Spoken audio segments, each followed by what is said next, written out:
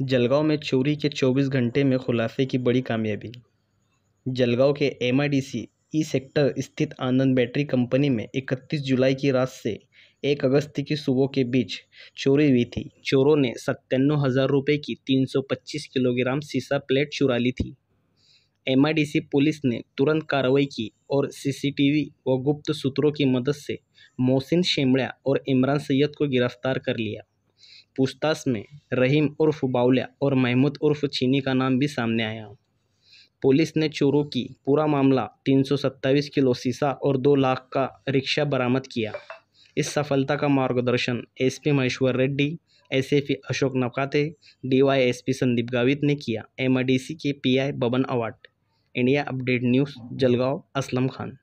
वृद्धाला लुटल्याची घटना घडलेली होती। MIDC पोलीस ठाण्याच्या हद्दीत आरोपी पकडण्यात आलेले आहे।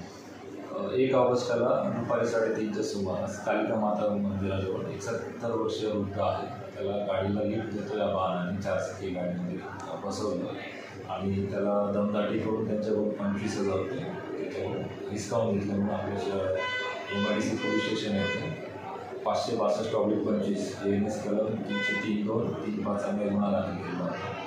या गुन्ह्यामध्ये देखील पोलिसांचे प्रभारी अधिकारी नवाज असतील, त्यांच्या DBची टीम असतील, त्यांचे अधिकारी असतील, यांनी संबंधित एरियामधील CCTV फुटेज, गोपनीय माहिती याच्या आधारावर सदर जे आरोपी आहेत ते निष्पन्न केले।